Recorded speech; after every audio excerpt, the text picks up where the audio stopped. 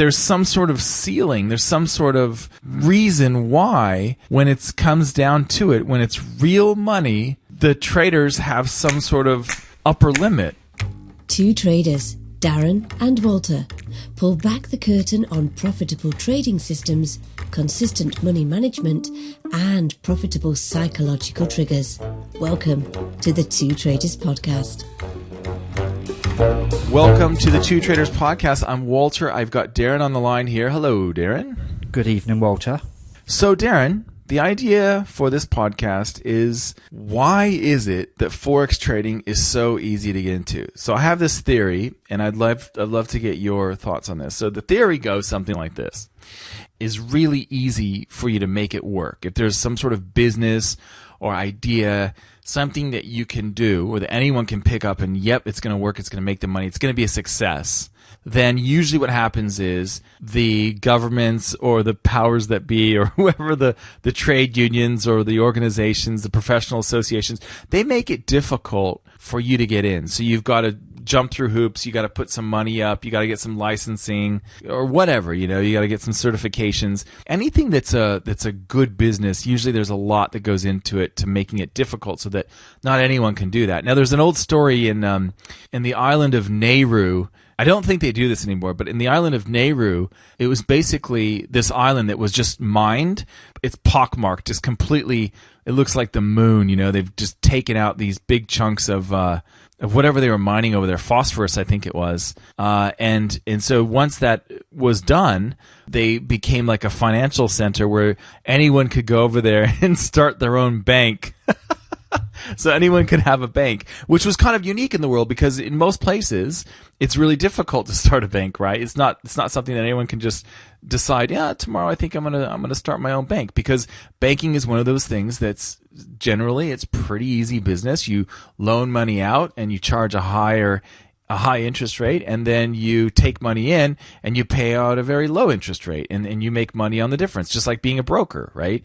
If you're a broker, you have a sell price and you have a buy price, and in theory you make the difference between those two. So it's kind of a no-brainer business, right?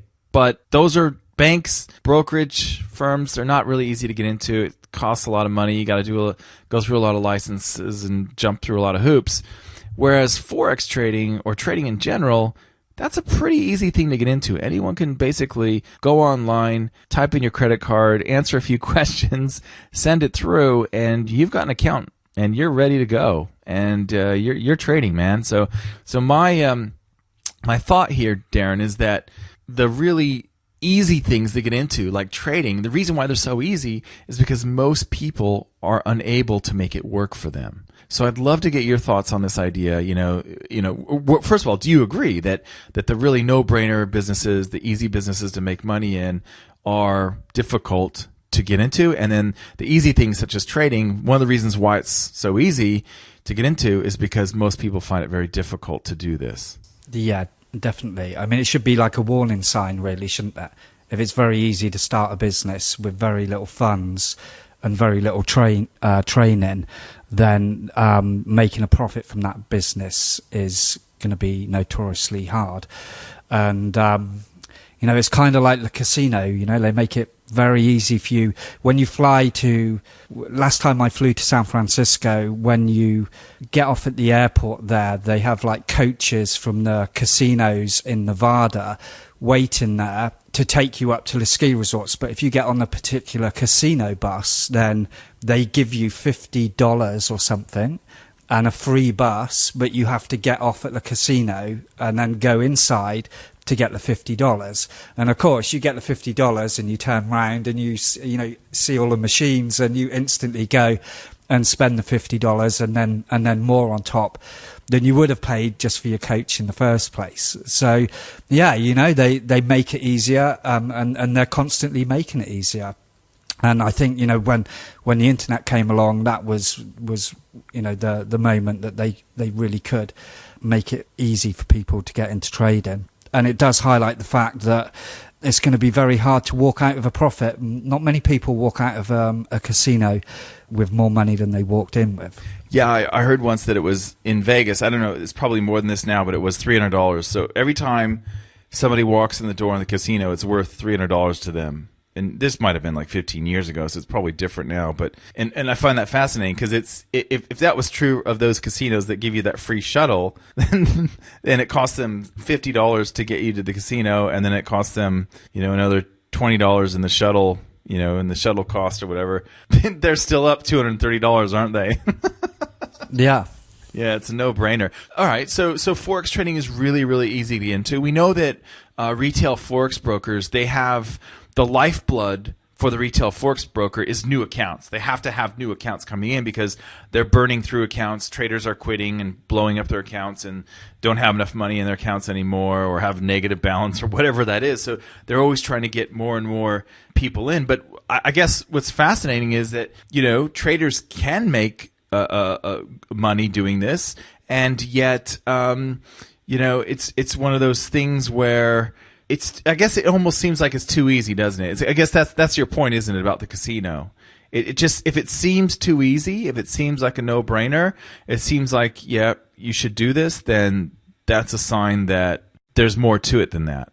Yeah, and usually when you realize that it is harder than you first imagined, you've already lost more money than you intended to lose anyway. Now I see, more and more sort of young kids who maybe 5-10 years ago would be playing computer games. Now they're playing online poker and opening trading accounts. It's I just think that the market they're going to make access easier and easier. Although some places are kind of having a bit of a backlash, aren't they? I think was it Holland or Belgium started to clamp down on retail trading. Did you hear about that? No, I haven't heard about that. No, really? Yeah, I think they banned retail brokers or something. I'm not sure if it was Belgium or Holland. I suppose because, like gambling, there's a lot of people losing money, more money than they can afford to lose. And it is, it's what do you need now? You need a bank account and $100 to, I guess, or $300 to get going. Yeah, that's fascinating. So the interesting thing about this question is, why is it so easy to get into, is that on the other side of that, those brokers, it's obviously really difficult for them to get into the business, isn't it? Like obviously in Holland or Belgium or wherever that happened, it just sort of shows this the other side of the coin, isn't it? That it's so difficult for them to get into the business now, isn't it? I mean, it's literally like they can't do it. but it's such an easy business to make money doing. Yeah, well, didn't something happen with the whole prop trading thing after the last crash where all the banks kind of closed down their prop trading desks because of a new law that came in or something? And, have they all shifted their focus to retail rather than proprietary? I mean, do the banks own all of these brokers? I don't know. Who's backing them all? Yeah, right. Interesting. Yeah, I have no idea. So that's another one. So prop trading is another one, because the idea is, okay, why don't I go ahead and trade someone else's money and share the profits? That seems like a really easy thing to do, right? You're going to give me money and then you're going to give me a chunk of the profits that I make on your money? It sounds like a no-brainer, right? Yeah, it sounds very easy. It sounds too easy. Yeah, exactly. And sometimes they'll say, okay, well, you have to pay, you have to open up your account first to show us that you can do it, or you need to pay us so that we can teach you how to trade. Or they'll say, yeah, you can use our money, but you got to trade demo for a while. Or you have to stick to our rules. Like you have to take so many trades a month or a week, and you can't hold them over the weekend. And all these, all the strings start to come out, don't they, later on? Yeah, this kind of notion, isn't there, that when you're trading a small account, that somehow your trading performance is not as good as it would be if you had a decent size to trade, and then all of a sudden your trading would seem, be more disciplined and accurate. And I can tell from bad experiences myself, it's not the case. And in fact, increasing the size you trade, for me personally, made my discipline and decisions even worse. you know, and it's kind of like that argument about demo doesn't count, only live trading counts because the emotions are different. You know, it's rubbish. If you're playing a game of checkers for fun with your mate, you want to win, and you know the emotions of winning and losing are just the same. You know, money can compound it, but I do remember trading my demo account, and you know, I felt just as bad if I was trading badly then as I do trading badly now, and I think if you do see them as being distinctly different, then you probably haven't got a really good trading mindset, because you know you shouldn't really be focusing on those short-term results anyway, you know, whether there's money involved or not. Yeah, absolutely. And that reminds me of when you're talking about demo is have you ever looked at those contests, Darren, where the brokers have those contests and it says here's the live account, you know, leaderboard, and then here's the demo account leaderboard? Have you seen those? No. It's amazing because you'll have the same broker. Okay, so it's the same leverage, the same everything, the same. I presumably the same quotes. You know, you could argue that on the demo versus the live accounts, and yet the leaderboard is completely different. So you look at the demo account, and the guy at number one's, you know, he's making 15,783% gain in the last week. Okay, go over to the live account, and the guy's, you know, he's only made 150%. You know, number one guy's made 150%. Like, how is that possible? You know, it's so interesting to me that the guy on demo, the people on demo, are taking completely different risks. They have a totally different approach to the guy. I mean, that's the only way I can explain it. Why wouldn't they be the same? If you know what I mean? Like, because I agree with you. I agree with what you're saying. When you're trading on demo, you still want to win. It still hurts. You still keep track of it and all that. But yet, there's some sort of ceiling. There's some sort of reason why, when it comes down to it, when it's real money, the traders have some sort of upper limit. And when it's, you know, there's a different upper limit when it's a demo account. It's just fascinating to me, the whole psychology, because in theory, you should look at both leaderboards and there should be no difference, really. In theory, you should look at both and go, oh yeah, they'd be about roughly the same. The top guy on the demo account would be about the same as the top guy with the live account. And yet it's not the case, and it's never. I've never seen that. I've never seen that where they're even comparable at all. It's amazing. Yeah, I think there is on the sort of demo side as well. There is kind of cult of Martingale grid type robots that you know, have amazing returns, but then eventually blow up. And I think, you know, there's a lot of those sort of traders out there who kind of like to have these insane returns in short periods of time, and then, you know, use that as kind of a base to try and raise the funds to kind of trade it live. But essentially they, you know, usually blow up beforehand. There is a site a Forex site that I go to where this kind of happened recently, where a guy seemingly had perfect results over a long period. I think it's sort of, you know, 1 or 2 years. He'd had quite a large drawdown that should have raised some alarm bells, but this guy was taken on by this small fund and given a fairly decent size account to trade, and you know, he was amazing for a while, and then eventually blew up and lost most of the money from the account. So you kind of have to watch out for that. You need to know that kind of that's going on in the background, and again, these are like another those, you know, one of those things that make it seem really easy to get into and make money. There's a lot of these sites out now where you can look at other people's systems and their equity curves, and if you really don't know what you're looking for, they can appear to be the perfect systems, but they have a limited shelf life and will eventually blow up. Yeah. Isn't that the truth?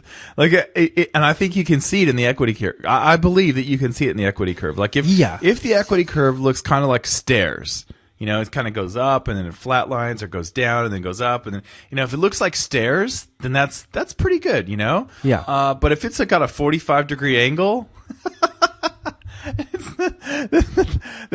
you just haven't hit the one and only drawdown yet. You know what I mean? Like, yeah.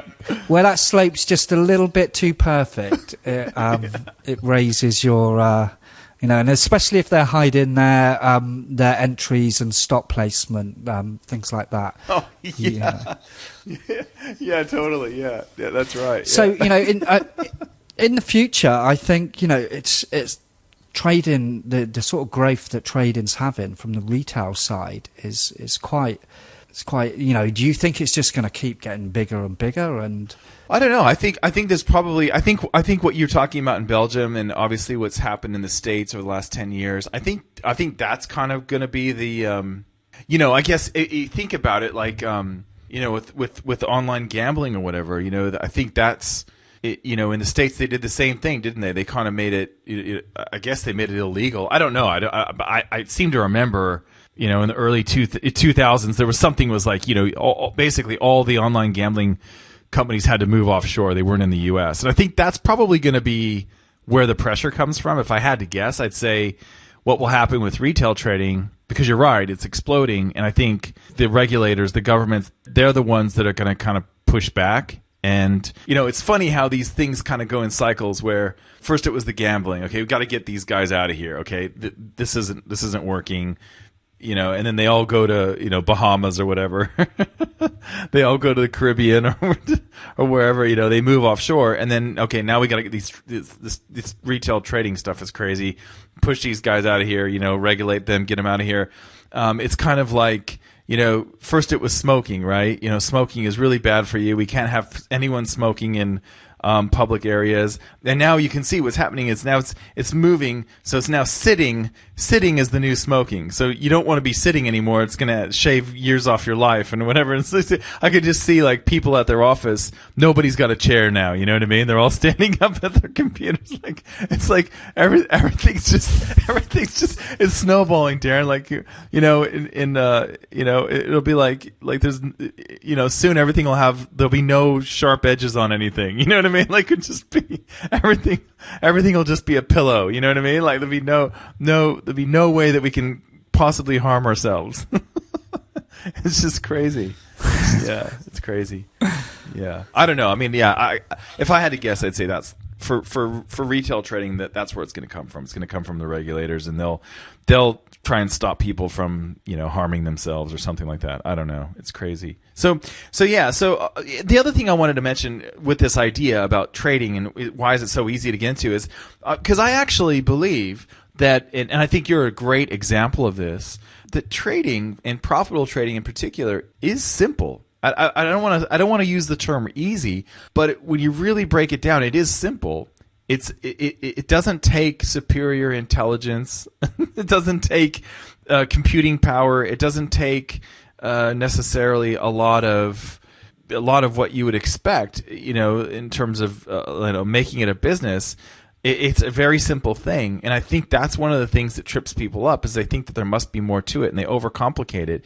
And really what it comes down to is how well can you execute what you mean to execute. And so that's what I think where people get tripped up. And we've talked about this in other episodes where, you know, it basically comes down to yourself, and you are the number one barrier to your success as a trader. But I don't think that retail trading is really easy to get into, and profitable trading is actually a really simple thing to do. And yet that's probably why so many traders find it difficult to get to that point, because they feel like there must be something more to it. There must be a secret. There must be something you're hiding from me. There must be something that they know that I don't know. You know, all these sort of things that they cycle through, all these ideas. Do you agree with that? I do, definitely. And I've been watching a lot of poker tournaments online recently. They're sort of real high-end, highly skilled guys. And, you know, there's so many parallels between trading and poker. And the best example I see often is where a poker player has got a really good hand, okay, and everyone else has dropped out and there's just one other person staying in with him, and it's been bet up and he has got a really good hand. You see that the really great poker players, the fact that the other guy's just stayed in, and even though he knows that the odds are still in his favour, the fact that there's a possibility that he could lose, he throws away a good hand and loses a small amount of money rather than getting drawn into like a really big loss. And that is the thing, you know, and that's the skill that's hard to that's the hard bit of trading.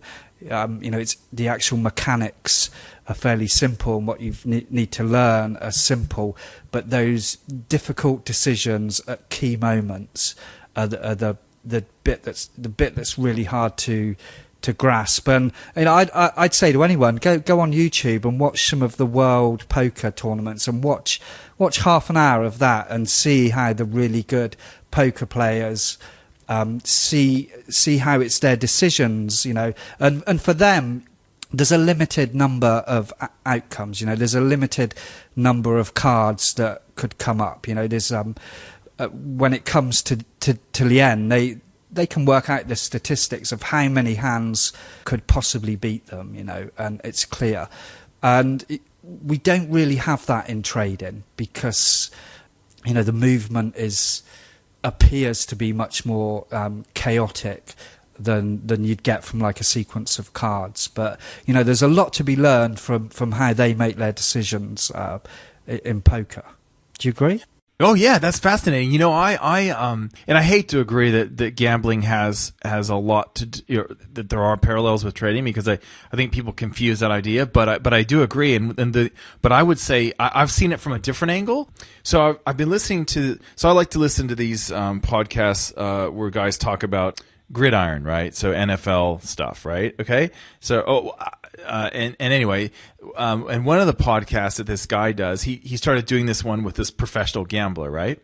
Now the guy doesn't know anything about gambling, and so the gambler is explaining to him why he's taking these bets every week on these football games, right? What's fascinating to me is how the pro gambler approaches it, because he approaches it from a point of view like, okay, so the line, like this team is giving away 3 points, right? So he waits until the crowd kind of pushes the line a certain way, and so that he can, let's say that the beginning of the week, the line is at 3 points. So the favorite is giving 3 points to the underdog.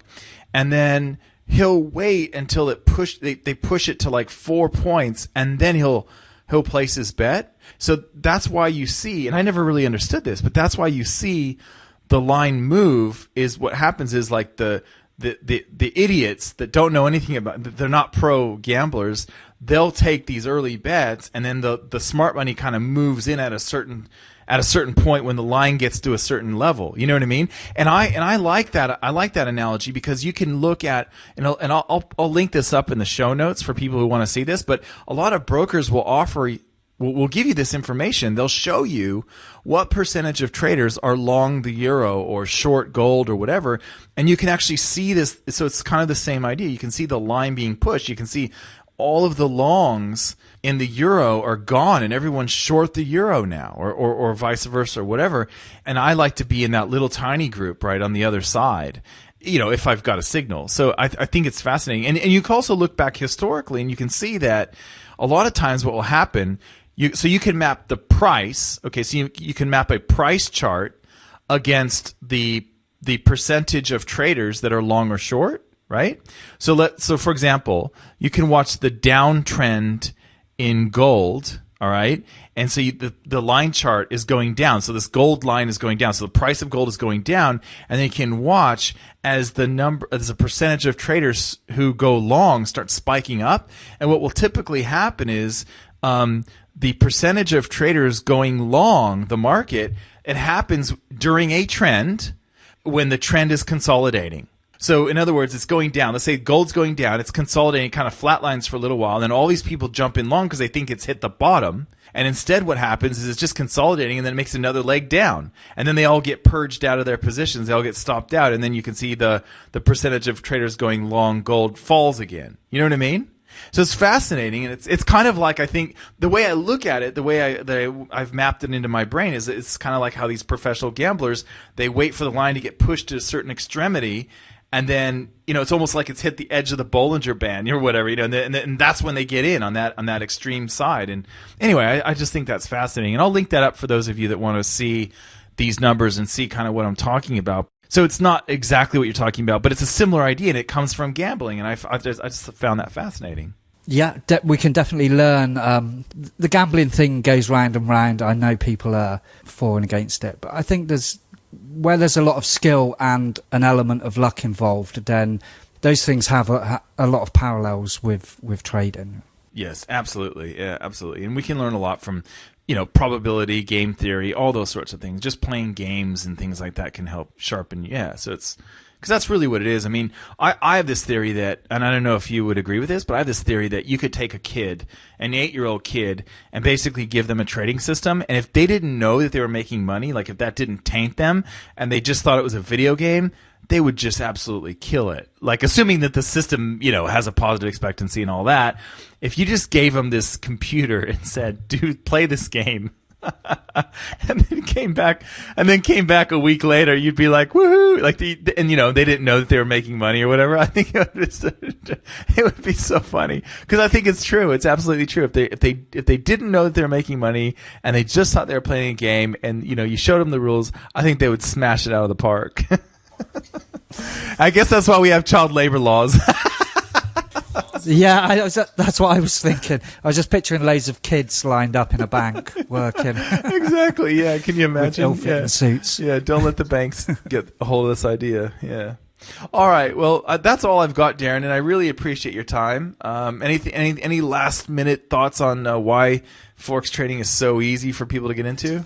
No, not really, but I think the best point that you made was that, the fact that because something is easy to get into, then for that reason, then you should be wary, and don't risk more than you're prepared to lose. Yeah, absolutely. At least till you get good at it.